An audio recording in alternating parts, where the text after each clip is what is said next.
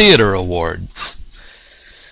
Nearly every community in which there are more than one theater, and in many communities where there is only one theater, there are theater awards.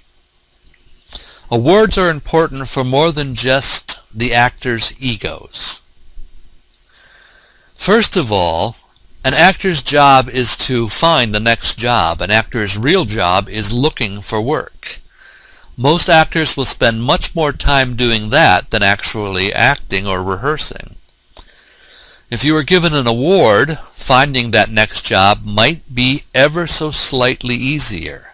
Similarly, if you are a playwright whose play has won an award, it will probably be easier to get your next play produced. Another way in which awards have become important is they tell people who are not familiar with New York theater what shows to see when they go to New York. Ticket prices in New York are extremely high.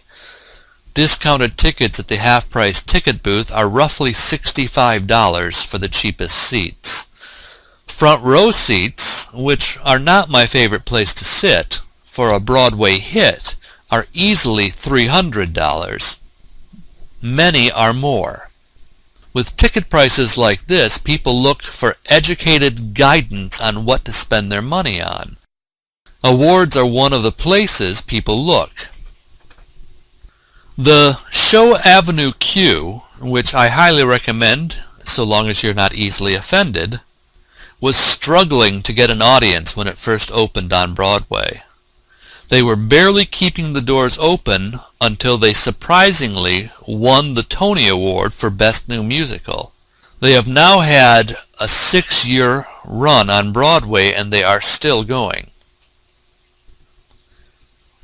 The first theater award, and perhaps the least influential, is the Nobel Prize for Literature.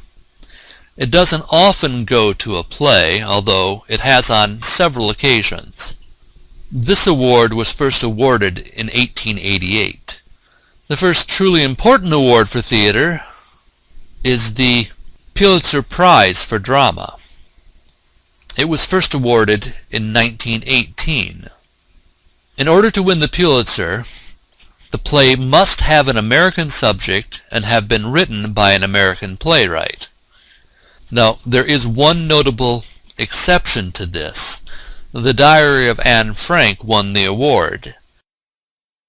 But I believe the Pulitzer Committee felt that the Diary of Anne Frank had universal appeal and subject matter. If a play has won a Pulitzer Prize, it is almost always guaranteed that the play, as written on paper, is of very high quality. In 1936, a group of critics from the New York Drama Critics Circle created an award.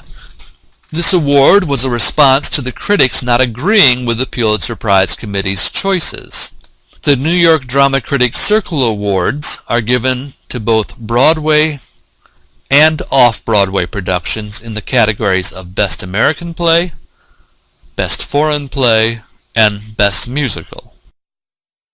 In 1947, the American Theater Wing created the Tony Awards. They were named for Antoinette Perry, or her nickname, Tony.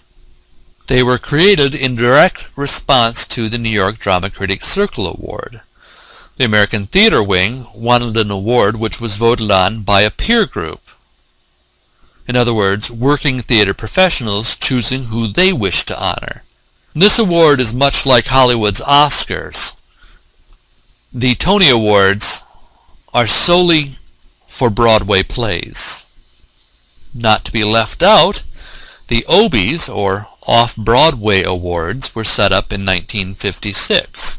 They are very similar in structure to the Tony Awards, but they are given to off-Broadway theaters and performances. And the other award of note in New York City is the Drama Desk Awards. This award recognizes shows both on Broadway, off-Broadway, off-Broadway, and legitimate not-for-profit theaters. There are many instances of plays or performers winning a Drama Desk Award, and due to this win, the play or performer going on to bigger and better things. For those of you who have made it this far in the lecture, let me give you a big hint for the first test. When it comes to the awards, learn what date they started on, what year they started in. This date is probably the clearest key in any multiple choice format or matching format that I might utilize on the test.